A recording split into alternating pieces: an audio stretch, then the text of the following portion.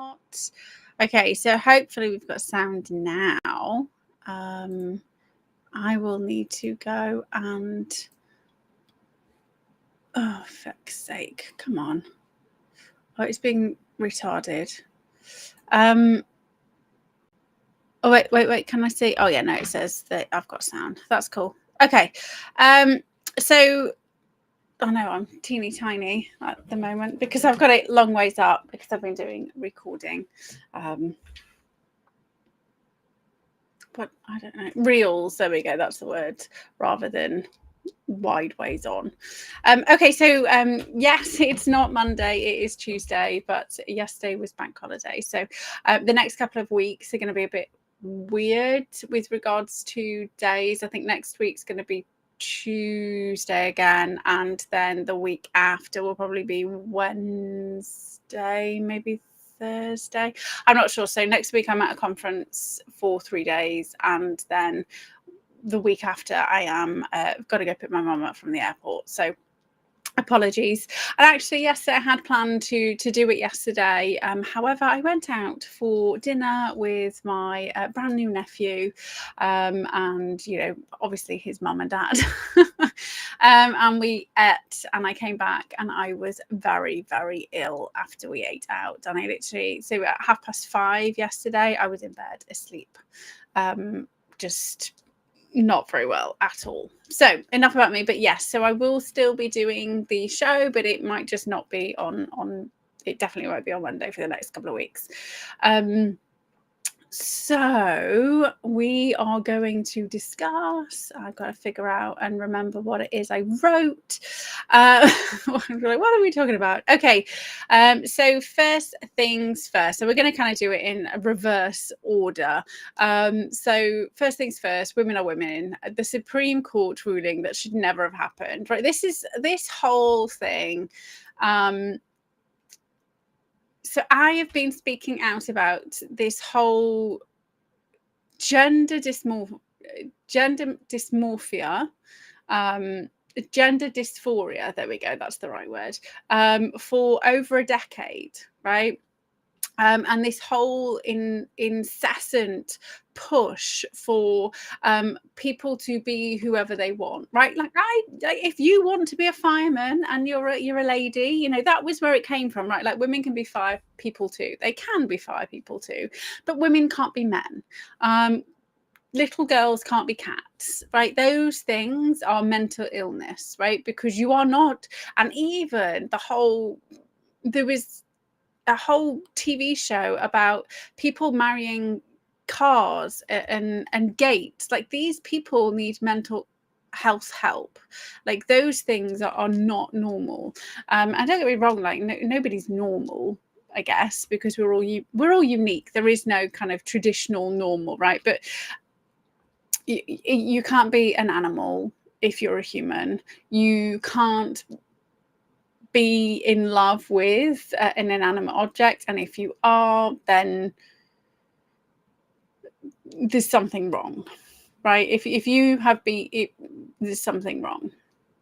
And actually, and these are kind of bits of research that people don't talk about, despite the fact that we've had research talking about this stuff for like a very long time, and it's kind of taboo to say this now, but it wasn't maybe 20-25 years ago. People who are homosexual usually been abused. Right, so it messes with your wiring. You are hardwired to procreate, so you're hardwired to be attracted to the opposite sex, right? If something happens and trauma occurs, then you wire differently, right? So whether you're attracted to the same sex or the different sex, like this isn't normal.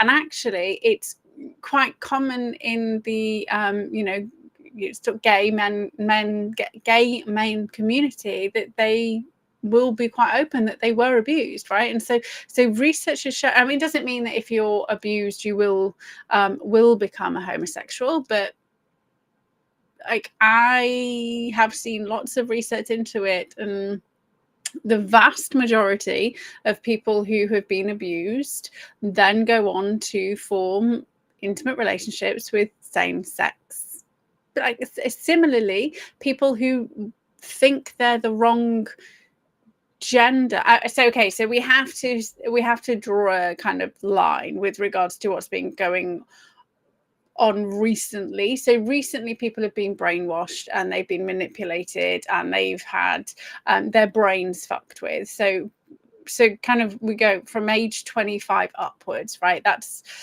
so they're kind of just fucked with the whole clear, distinct understanding of actually, and it's important as a mental health professional that we should have been asking those questions, right? If anybody presented with DID, I was like, okay, well, I know the reason you've got DID is because you have been abused within an inch of your life, right? Because your mind doesn't just shatter, right? It just doesn't. If you are telling me that you absolutely hate yourself and you want to become somebody completely different, then I know statistically you've also probably been abused.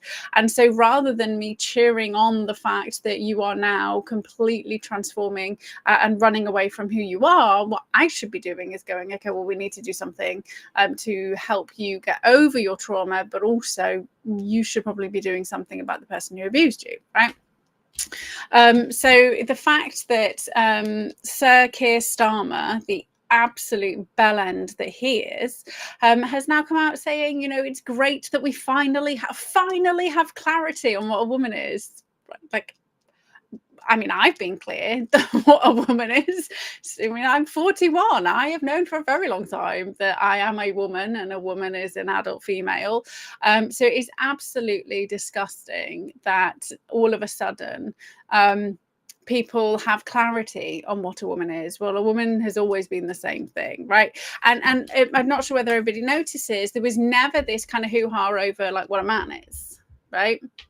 Or you know, there was nobody trying to claim male spaces, no women abusing men and then saying that they're a man, right? The most ludicrous thing that I read maybe half an hour ago was the fact that the police have been recording up to 52 genders, like, and people responsible for horrific crimes against actual women, right? So we have, I mean, probably like cats and doors and all this shit has been raping women, according to the police service, since 2015. So it's absolutely disgusting. And anybody who went along with that shit should be sacked. Like, just straight away. It's just absolutely ludicrous. So I am glad now. Oh, and then obviously we had like the trans marches over the weekend, who then, you know, they went and pissed for, like, what woman is going to go on a protest, pull down their pants and whip out a dick and then piss all over the place? Like, that's not how women behave. And again, if you want fake nails and makeup and a dress, then go for it. It doesn't make you a woman. Like right now, I'm wearing jeans and a t-shirt, and I haven't got any makeup on because makeup doesn't make you a woman. Makeup just makes you a person with makeup on, right? Like, come on. Like, it's just. So what I did today. So what I did today is a post popped up on my Facebook by a BBC presenter called Jim Hawkins, who used to have me very regularly on his show until he blacklisted me because I started really speaking out about things. He also called me like very publicly some very, very, I mean, maybe I should sue him for defamation, actually. I mean, that'd be interesting. Calling me all sorts of names. I hadn't realised we were still friends on Facebook, to be fair, because it kind of all blew up on Twitter early 2020. And he popped up on my Facebook and he's doing this whole piece about how transgenders are now being vilified. I mean, as a woman, I've never vilified a transgender. I've just said that you need mental health help. And that I'm saying that as a woman and as a mental health professional, right? Because I was trained that if a man came to me and told me that it was a woman, I'd be like, that's quite literally this mental health diagnosis, love.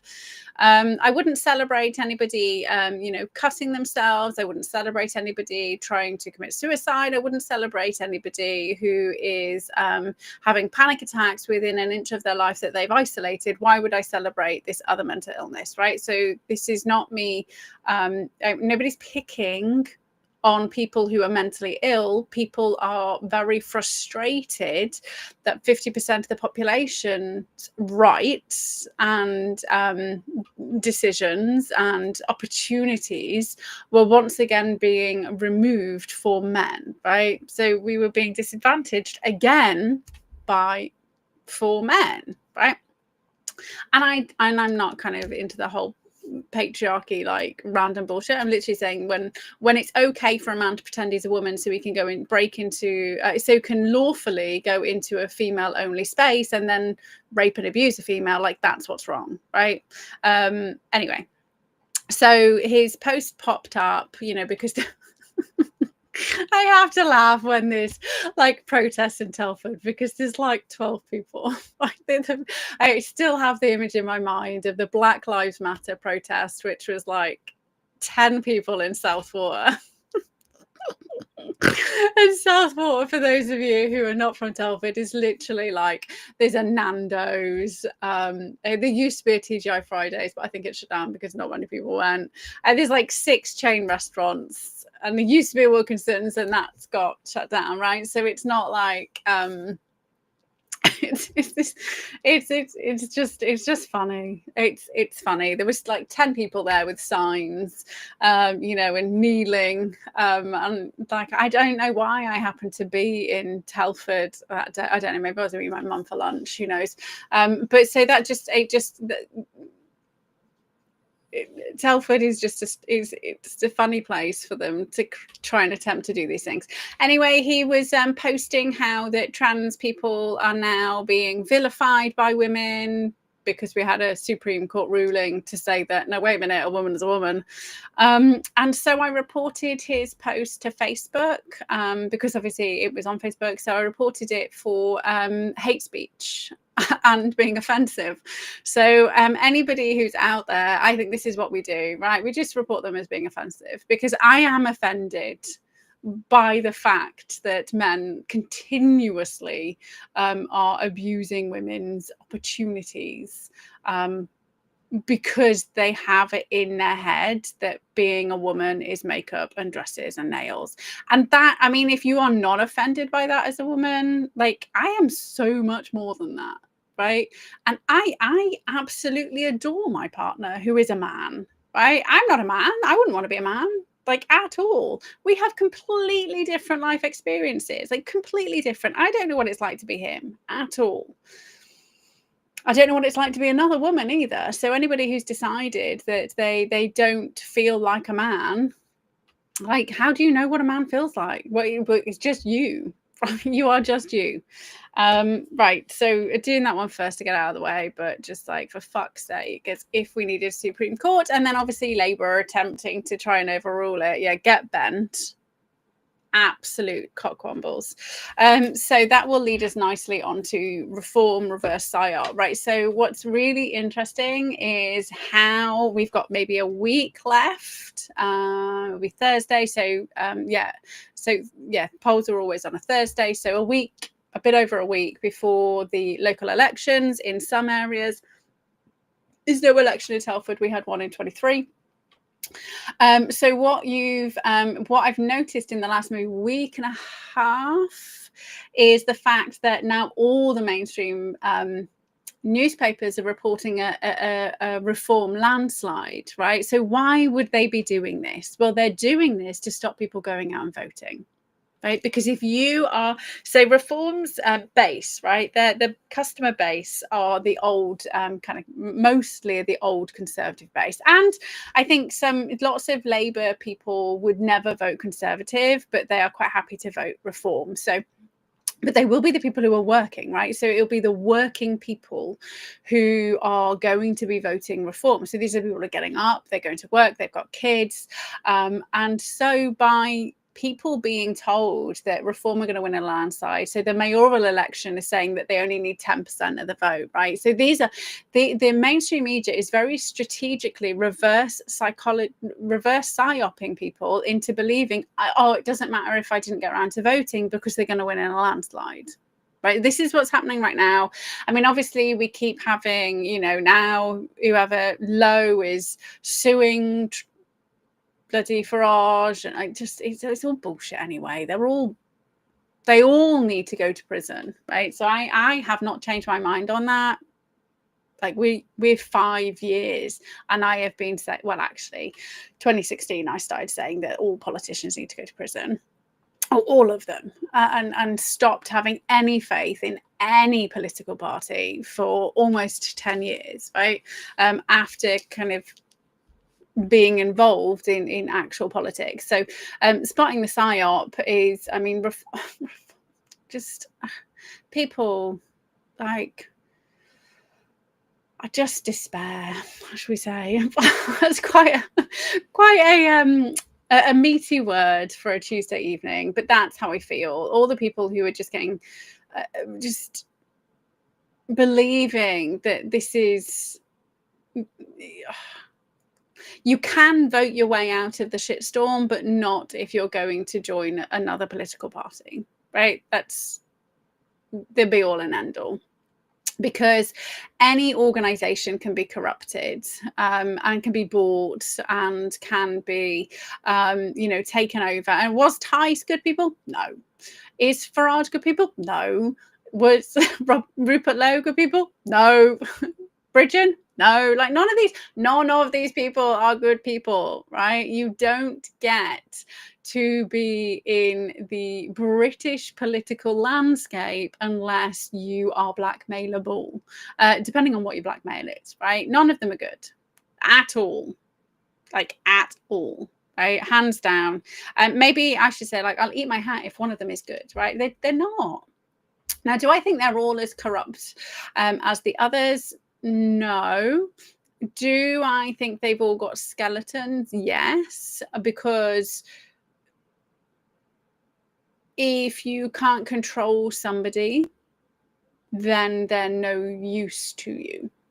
And if you know, this isn't a new thing, right? It's not a new thing. This is how the political game has been played for centuries, right? Centuries. And obviously, you know, if you want something more up to date, look at Jimmy Savile and the way that he was, you know, he's an Epstein, right? So he was an Epstein and he was being controlled, and Maggie took the reins and controlled him and controlled everybody else. And that's how she was able to get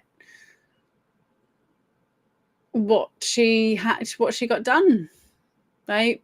Because do I agree with it? No, not at all. At all. But it's not new. There's no way. And I spoke about this before, like you cannot even get put on the selection like list unless you've been authorized by the kind of main office, right? I spoke about this before, that in Telford, they wanted this person in Telford, you know, Conservative Party wanted this specific person who had got a history of actually doing lots of stuff for Telford and was part of the local party, and they would not let her on the books, right? We had to have Lucy Allen, who came from London. Right, we had to have her. It was tough. It's funny because, you know, Robert Jenrick's been speaking up. Like I went and fucking campaigned for that tool. He's a freaking retard. And they all are. They just, they're all bought and paid for, all of them.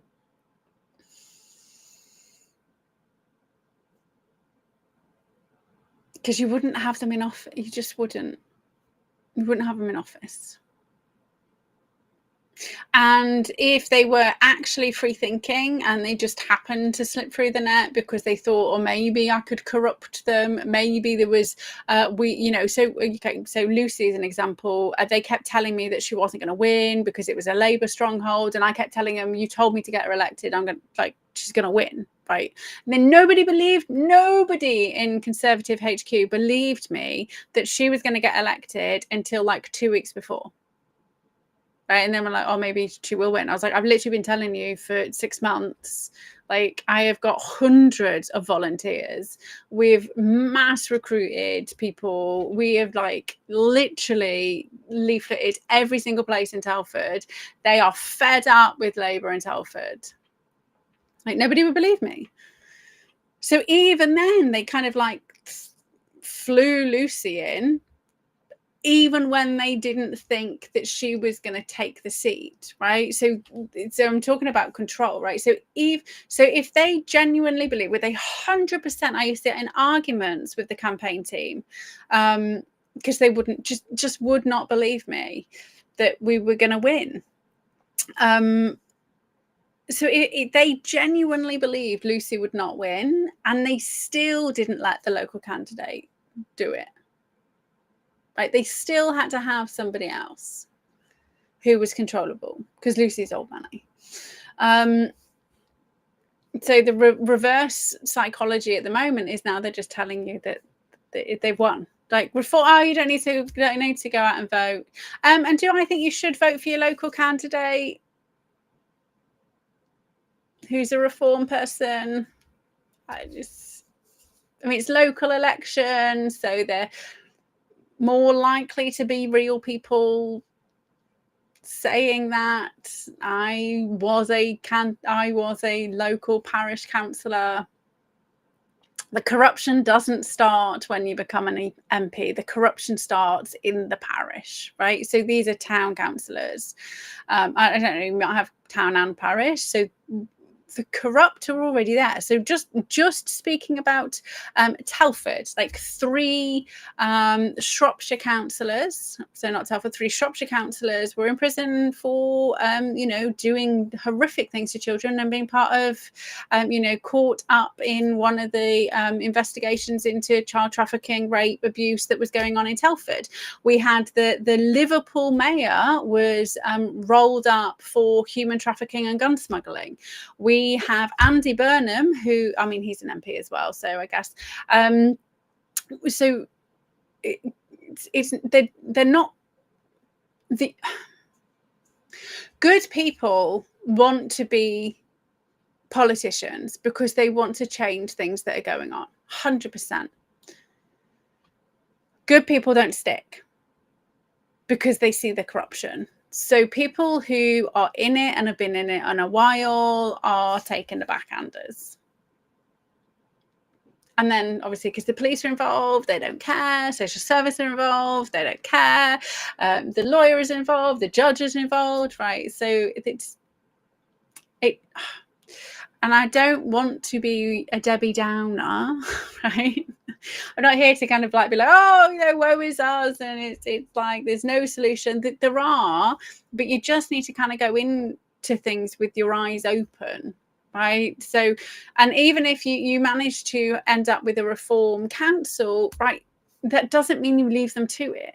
Right, you will still absolutely have to hold them accountable. You will still have to be petitioning. You will still have to be going and turning up at the council meetings and demanding things are done, right? So this is my real fear, is that, and I mean, it's not a fear because there's no point worrying about shit. But this is my real concern. Yeah, say concern. It is that people have been PsyOped into believing reform are good people, and individual people maybe, but they are going to kind of go back to just living their lives. Like, we've got reform in now, we've got Trump over in the USA, we don't need to do anything. We do need to do stuff because we still have all the corrupt, evil people in place, right? It's our job to get rid of them. Prison, not lynching. And with regards to, just FYI, let's kind of like quickly talk about Trump quickly. He's not allowed to speak in Parliament. Oh my gosh. Because he's a liar and he's anti-democracy. I want him to speak in Parliament. I want to hear what he has to say. But some Huffington Post op-ed came out saying most people in the UK don't want Trump to speak in Parliament. I would like to see their sources, because I know a hell of a lot of people in the UK who would like to see Trump speak. So that's kind of happening. Pope died. He died a while ago, peeps. Come on, let's be honest. He died a while ago, but they announced it yesterday on Easter Monday. That's interesting. I mean, I don't know what that's all about, but that's definitely something interesting. Hey, Ben. And then obviously we had Klaus resign. So just like, this is like, again, these are my notes for this week, right? So yeah. But we already knew Klaus was resigning, so that's not a new thing. But then was it Dutch Queen or whatever is ill? So I mean, it's been a very interesting few days, but it's still our job to kind of clear out the muck. And then the third kind of side, Rudy Giuliani. So I read, I'm just gonna get myself comfy. So I read Byrne's book, and he's been on Roseanne Barr, and I like Roseanne. I really rate her son, actually. I mean, I like Roseanne, but I really rate her son. He's got like he's got some serious knowledge behind all the stuff that he's dug into, which again is why sometimes I'm very surprised by some of their guests.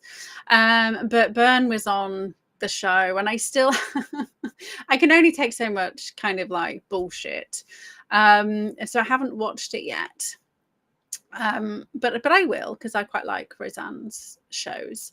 They're very entertaining. I think they are, and you know, she has some great guests. So I read his book, and I came on and I did a show, and I was just like, but I mean, I don't understand why he'd put in there that Giuliani was a drunk. Like, he literally kind of put it in there, right? I was like, that's a very strange thing to kind of say.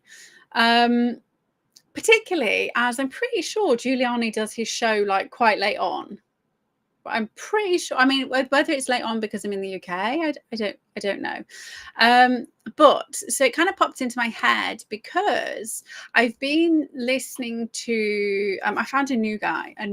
So YouTube just gives me people to kind of listen to. Let me just find out the name of the podcaster, because actually I'm really enjoying the podcaster. Is it going to let me, or is it going to say yeah, it's my banned account? Come on, I just want normal YouTube. And I need to find the name of the CIA guy that I was listening to. Oh dear, YouTube's booted me out. Sorry, peeps.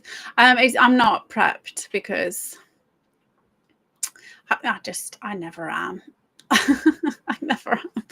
Okay, so let me click this button. I'm just too okay. So the podcaster is called Julian Dory. I really rate him. He seems like he's got a lot of knowledge. He's kind of coming at things from multifaceted perspective. So I am quite enjoying this. I don't know how I ended up on his podcast, but I ended up on his podcast with a guy who he's interviewing called John Kirakou, who is ex-CIA, who ended up in prison for whistleblowing, right? So he sounds like kind of like a good guy on the surface, right? And I was like, oh, I'll just kind of like, this was, I don't know what was this. Oh, I know what I was watching. I was watching one of the conspiracy files while I was washing the dishes, and then it kind of just rolled over onto something random, and I just carried on listening. And so there's John, have I said his name wrong? And I've literally just said it. Oh, my apologies. Oh, no, it is John Kiriakou. So he was kind of talking, he's whistleblowed. He was an analyst, and then he kind of went into operations. He was talking about some of his operations.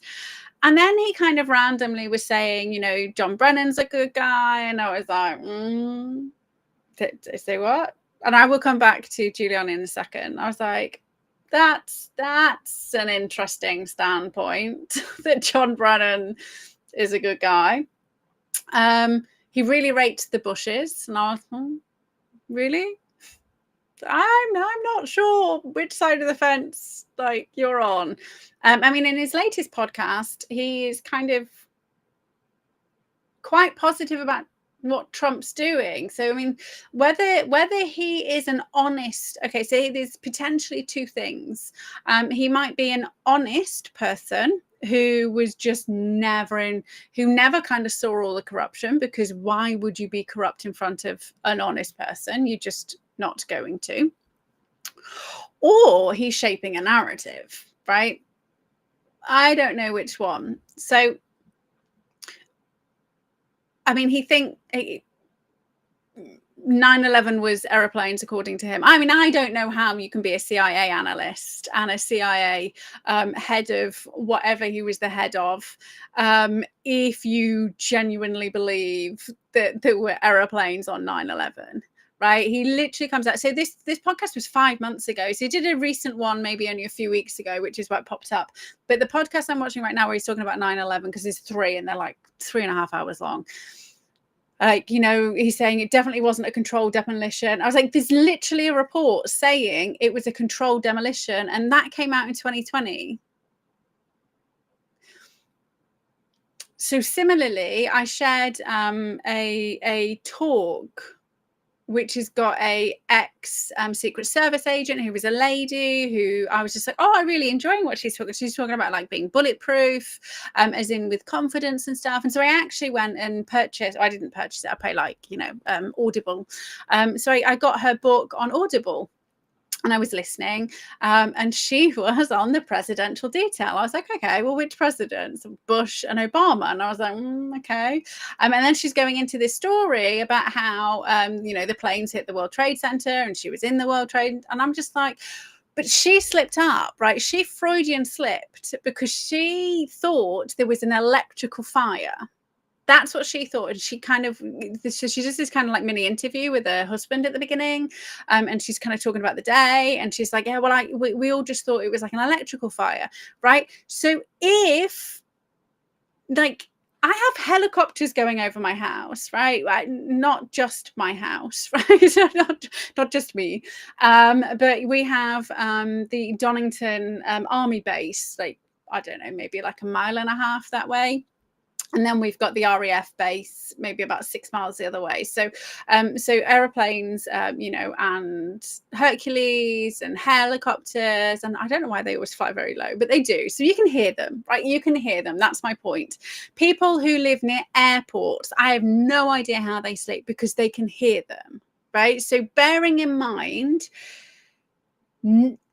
how would you, a Secret Service special agent on president detail, why would you think it was an electrical fire? Surely you would never have believed it was anything except an aeroplane, because aeroplanes aren't usually flying around the World Trade Centers because it's fucking built up area, right? So she slipped up. And then I just stopped listening to the audiobook. I literally only listened for 5 minutes. So I was like, you're running cover, love, because you just said you thought it was an electrical fire, and I know that you would hear an aeroplane, right? This is why all of the initial videos have gone missing, is because there's no fucking aeroplanes and you can't hear an aeroplane. Forget can you see it, you can't. They're loud, really loud, really fucking loud. So yes, controlled narrative. And this is where I'm kind of getting to. So we've got Burns saying, I'm kind of going a very long way around, but Burns saying Giuliani is drinking, right? You can't speak to him because he'll be drunk by XYZ, and it was, I was trying to think if I've got the book up here. I don't think it's up here. I think it's in the bookcase downstairs, and I don't know where it is in the. But I read it from cover to cover. Right, it was just like propaganda bullshit from cover to cover, and the entire way through, it was obvious Byrne and Flynn did not want Trump in the White House again. Right, they didn't.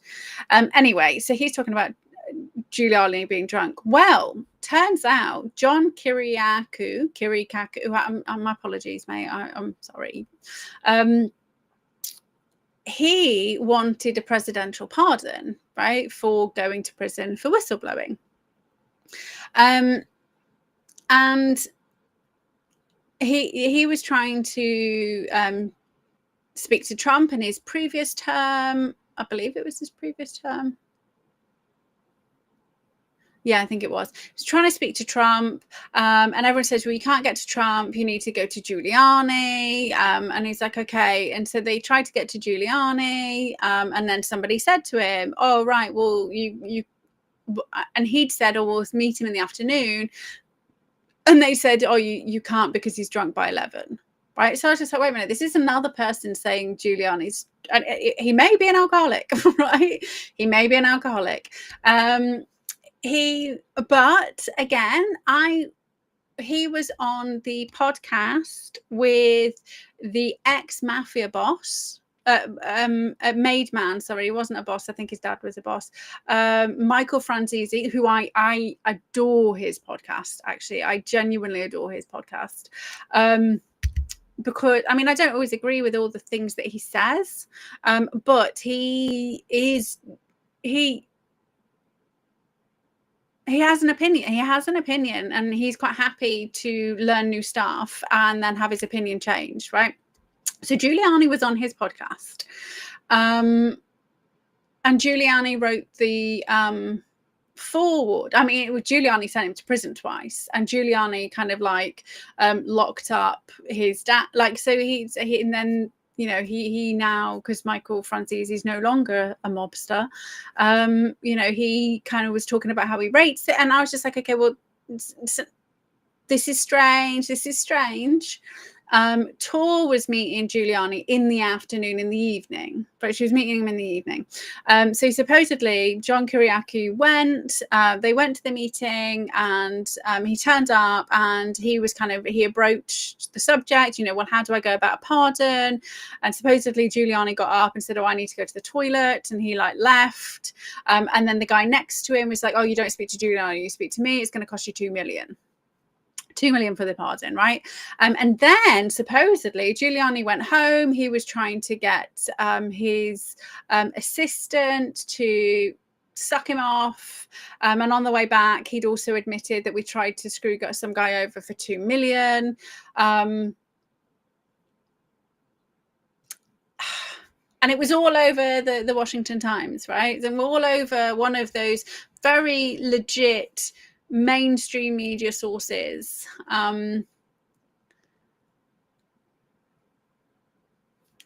It's just strange. I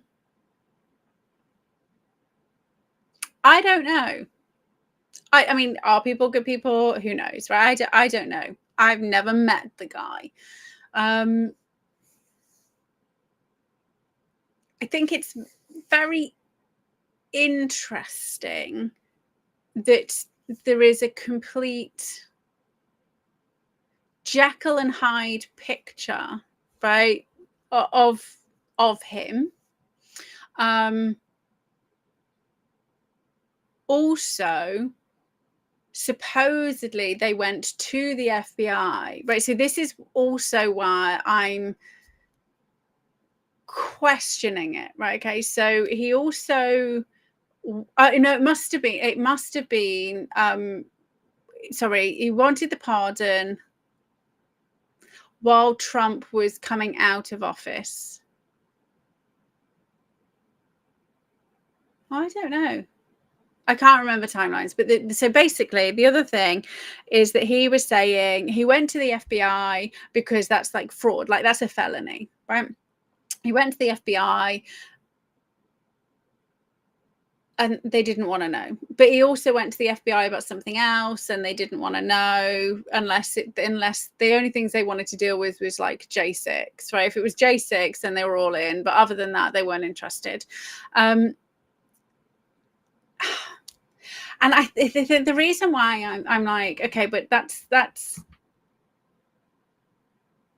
the FBI would have been all over it because they were already like raiding him, right? So remember, like, he got raided and they took everything except Hunter Biden's laptops, right?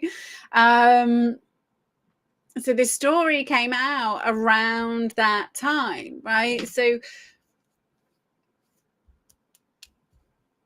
I don't know. I'm just throwing it out there. So if you guys kind of like see Jekyll and Hyde Giuliani stuff, let me know. Like I think it's I feel like it's going to be important, particularly as you know, there's now been there was something about the 2020 elections and actual proper now investigations into the fraud that happened. Hopefully Tina Peters will be allowed out of prison. Poor lass, she's a hero. But I don't know. I mean, they did the same thing to Sidney Powell, right? And where was Flynn? Right? Where was Flynn having Sidney Powell's honor, right? When she'd like 100% gone to bat for him. And right, so I just, so many snakes circling. Okay, so this goes back to people are being PsyOped about reform, like, to pay attention to all the shit that's actually still going on in America, even though Trump is now in office in America, right? It's not one man can't save the world. Like, we have to still do it. But yeah, so just a little bit of, there's a few PsyOps still set. I just thought it was interesting that there's still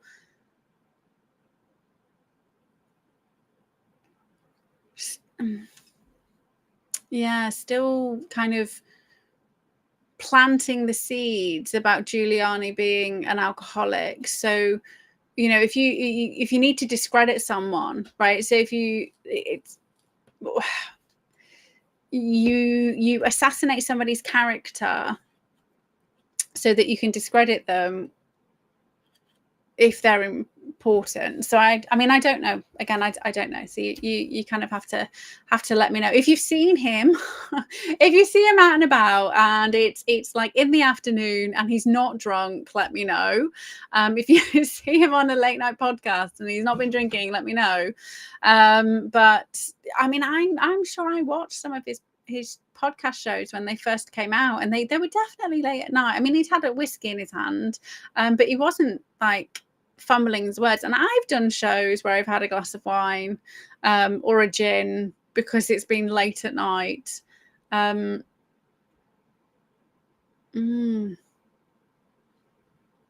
know. I don't know. Okay, so final part of the show. We're going to move on to kind of the mayhemy side and how you can kind of protect your mind. And this week we're going to be talking about how your journaling practice might be killing you. Right? And I know that sounds really extreme, but hear me out. So maybe 2019.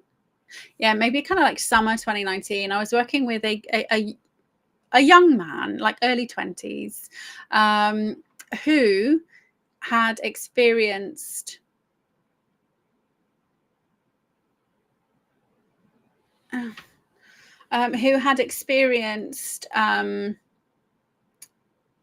some severe emotional trauma and when he was young, right? And extremely brave. And I mean like under 10 young. extremely brave, that spoke out about it, and took the perpetrator to court, stood up in the dock, where they kind of do the video, and testified in court about the things that had been done to him, right? So extremely brave young boy. And so I saw him when he was an adult. So he'd experienced abuse. He'd had counselling, because that's what they do. They make you talk about the thing that you experienced, even though we know talking about something or will increase the strength of something, right? So this is why affirmations are so powerful. Affirmations are so powerful because you say it over and over and over and over and over and over again. So you hardwire it more into your brain. So this is why I've never agreed with counselling ever. And it was like, yes, you can have a conversation about it if you're trying to figure out what's, I'm not quite sure why I'm feeling this way. Let's just talk about a few random things in my life and let's see if we can find some solutions, and that's great. But if you've been traumatized and you know what the trauma is, you perpetually talking about a thing is never going to be a good thing. Ever. And I think that's why most of my clients are really surprised when I'm like, oh yeah, you got this experience. We don't need to talk about that. like week one, oh yeah, no, we don't need to. I don't need to know what's gone on in your past. I'm just going to teach you all this stuff and you can fix it. Right? Let's not vocalize it. I tell them why eventually, but I just kind of stop them talking about stuff because it's worse for them, right? There's a reason.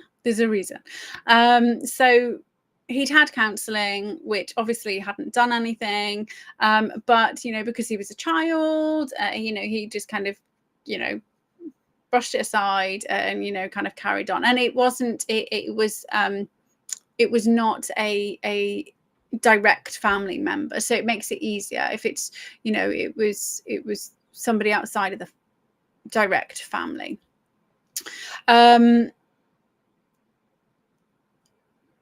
However, he married, had a child, got divorced, got a girlfriend, got a full-time job, doing really well. But his health started to decline.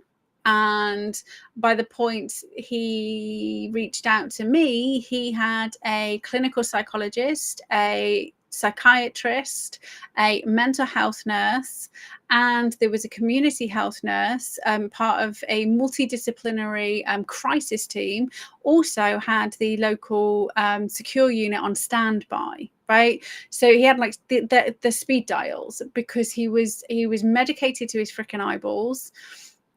He was in a severe psychotic state, right? I mean, so some days he was lucid, because you are. Other days he was completely detached from reality. At one point he believes his son was the devil. His girlfriend had to lock all the knives away. They removed all the knives from the house because he was, he believes that he needed to take his son up to a really high story building and throw him off so that he could kind of glitch through the matrix like Neo did, save him from like this is like extreme psychosis, right? Not like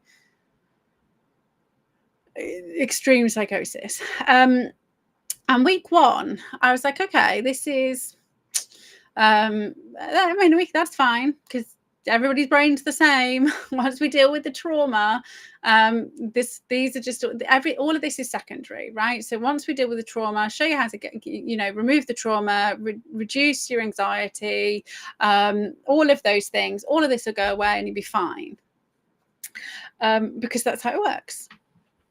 And these are all secondary. We don't need to worry about those things.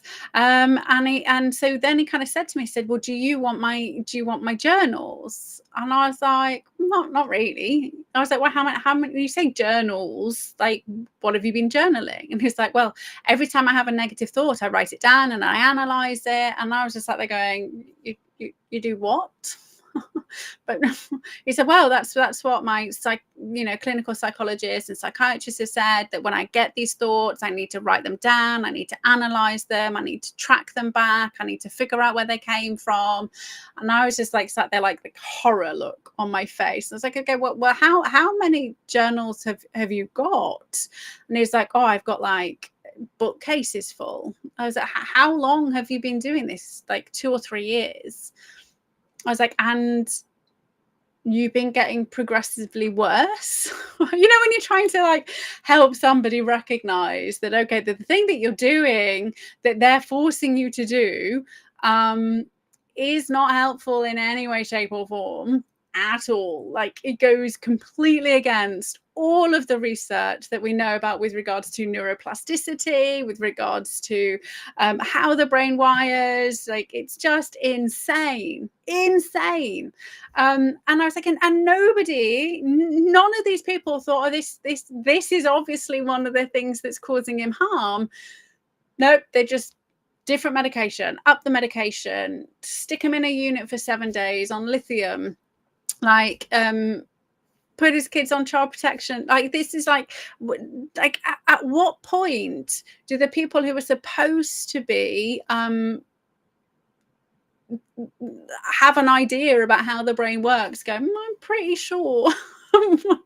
Perpetually writing and over and over and over again. I mean, if you've never seen like the research with regards to you know, if you're a uni student, if you're taking notes on a computer, it is far less effective than if you're doing it by hand, right?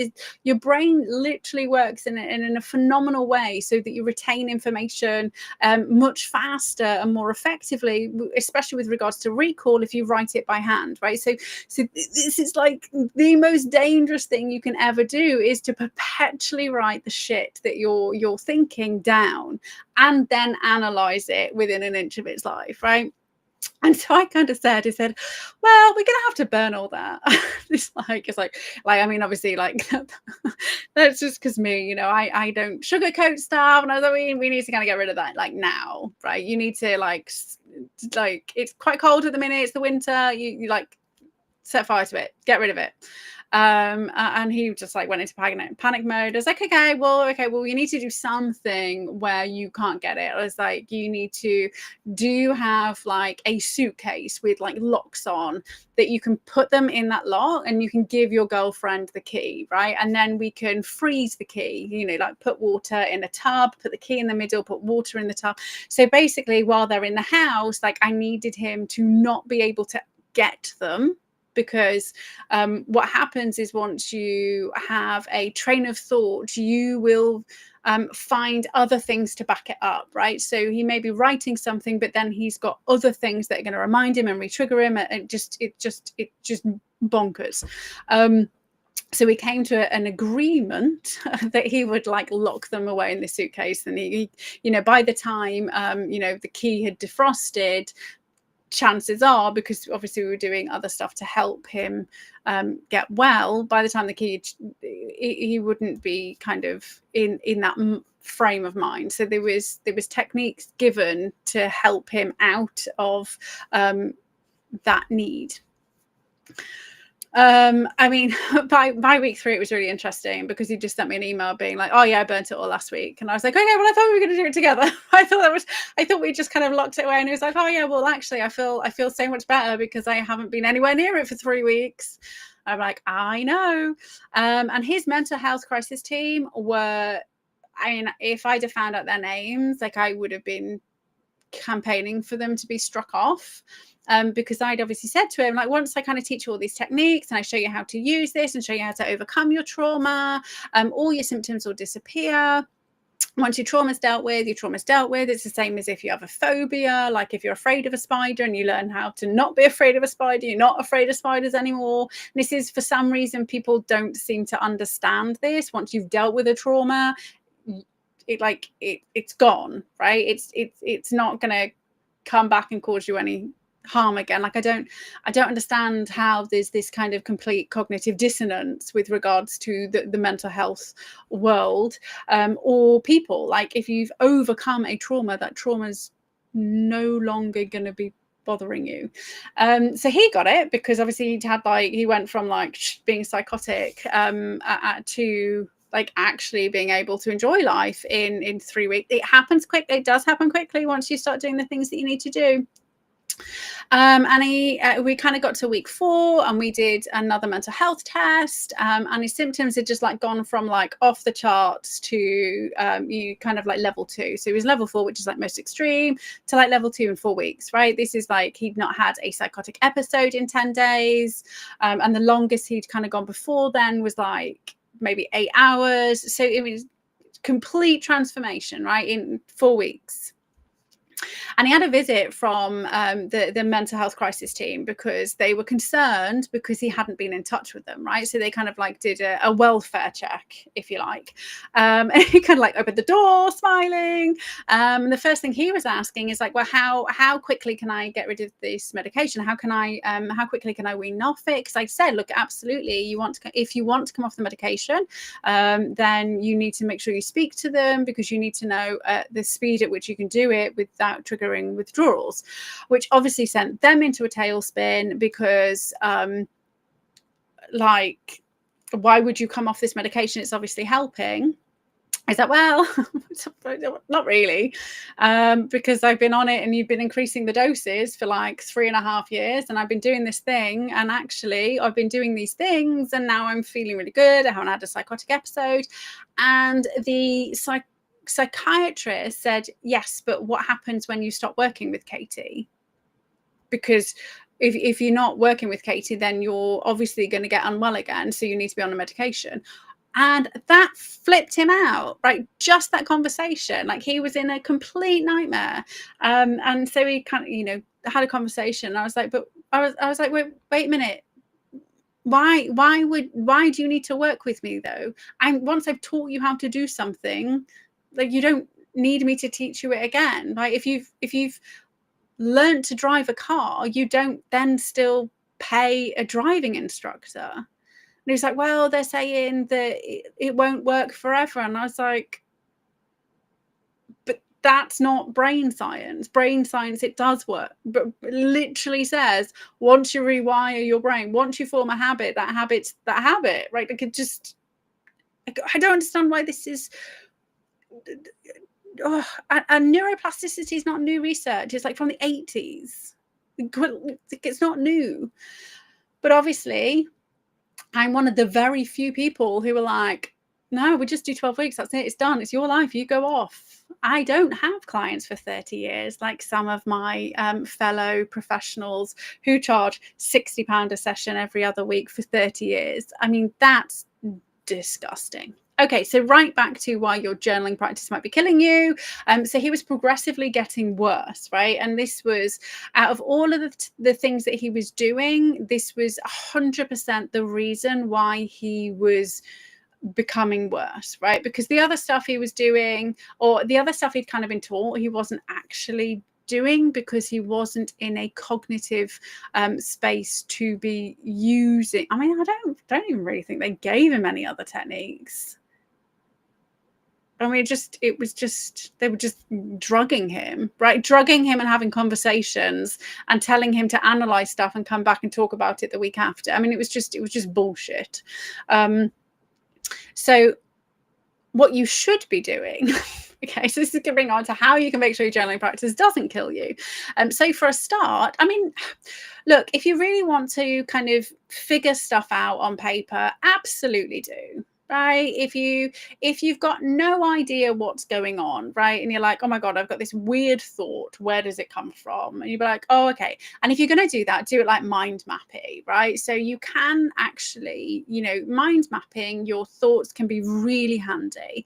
I have this weird emotion about this thing, like, where did that come from? You don't need to, like, absolutely, you don't need to figure shit out. You can just like, I have this weird emotion, I'm going to clear through it, right? You can do that. But if you want to mind map it, that's fine. Definitely don't journal it. Definitely don't analyze it. Once it's out of your head, you then have to either burn, bury, or shred, burn, or bury it, right? You need to get rid of that bit of paper.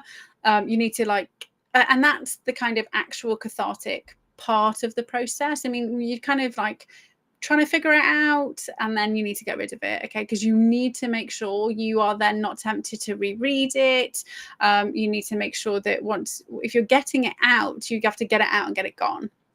Me personally, I I don't bother. Right. If I walk into a room and all of a sudden, like, some guy in a green jumper has caused me a micro emotional traumatic reaction, I'll be like, huh, I will do some EFT about the green jumper, right?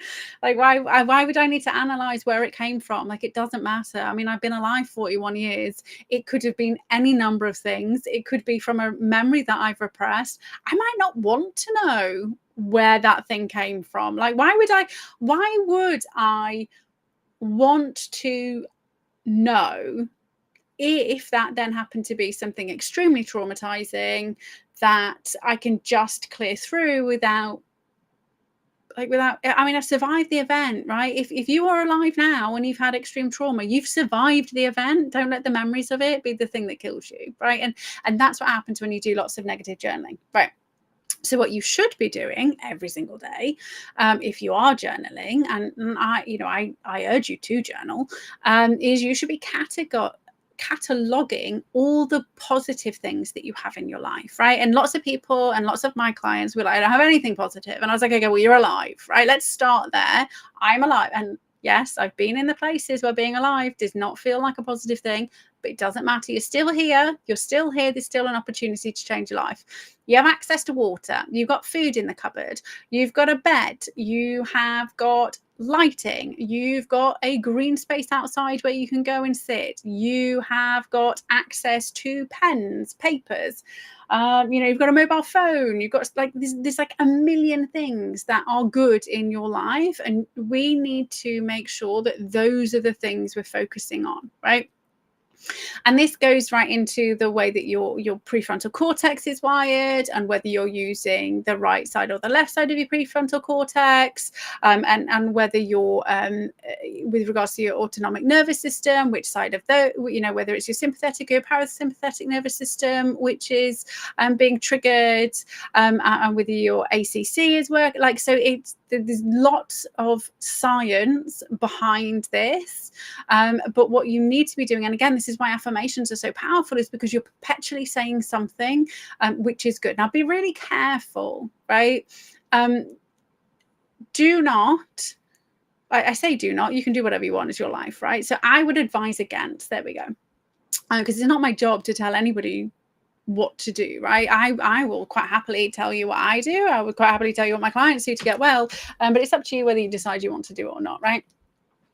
And it's always up to them whether they decide they want to do it. And I've had one of my clients, like, literally showed me the shotgun and said, I'm going to kill myself. And I was like, well, that's your choice. And he was not expecting that. This is like 5 weeks in. And I was like, I'm not going to stop you if that's really what you want to do. It's not my, like, I can give you the techniques. I can tell you can be happy and you can be healthy. But if you choose not to do it, that's on you. If you're not here next week, I'll know what happened. I mean, did show up, did get rid of the shotgun, and did have a happy, healthy life. But it's not my job to convince somebody not to kill themselves. It's not my job to convince people that they have to do these things to get well, because that's not the way the world works. Is you have free will, right? 100%. Like, that is the most important thing any of us have got, is free will, right? And I will not take that away from anybody. Okay, so if you decide you want to do some journaling, which I highly recommend, just start small, right? Like, I am grateful for, I'm grateful for, here we go, let's do with these ones. I'm grateful for sticky notes, because I can write down my mind jumble, and this makes me feel safe. There we go. Who knew sticky notes could make somebody feel safe? I'm grateful for my tortoise because, oh shit, I don't know where he's gone. Oh man. He plays hide and seek, the little bugger. And I say little bugger because he, like, he gets stuck and then he gets stressed out. I'm grateful for my tortoise because he keeps me on my toes. And he makes me feel love. I do. When I find him, like, oh, the little, he was like this big. He was like this big before, and he's like this big now. He's probably very excited for the days when he's too big for me to pick him up. I'm going to be very upset when I can't.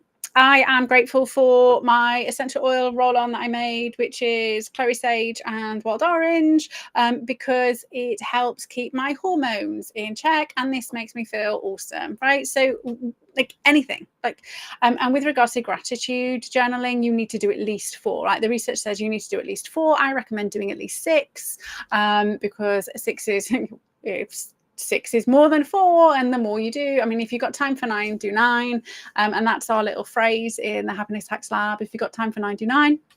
But if you can't do a minimum of 4 is what the research says, but I would advocate doing a minimum of 6. And then also record all the good things that you've got, like other big things, like you've got a house, if you've got a partner, maybe you don't want a partner, and that's a good thing. I'm not you. And then all of the good things that happen to you during the day. So a good thing that happened to me today: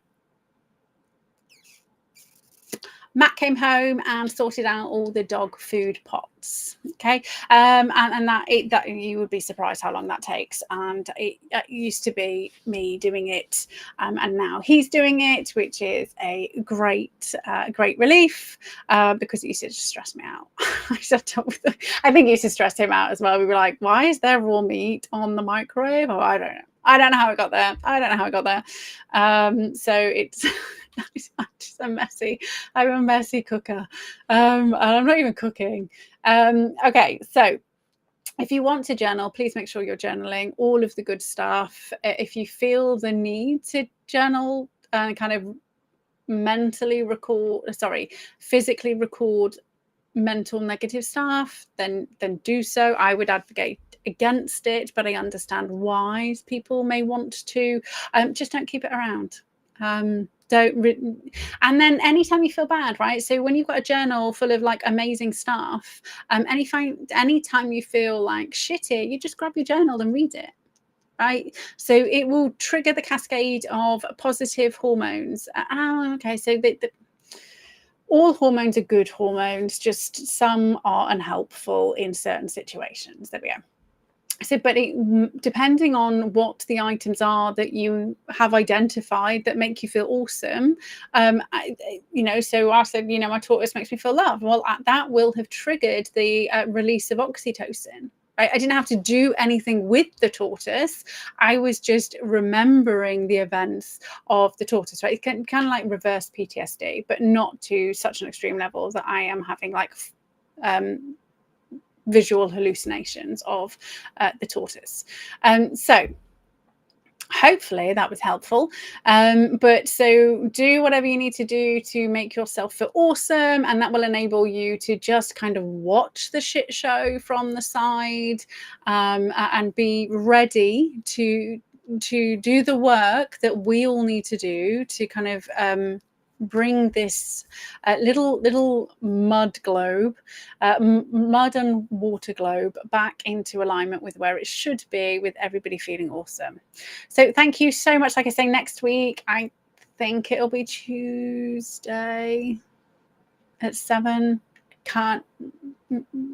Definitely won't be Monday. I'm not sure. I'm not sure what times the conference are, because it's I'm not sure when we're back. I'll probably try and do it Tuesday, but it may not be at 7. But the week after, it will be Wednesday or Thursday, and then we'll be back to normal. So thank you so much for joining me. Have yourselves an amazing Tuesday, and keep an eye on those PsyOps, and I shall see you next week. Bye for now.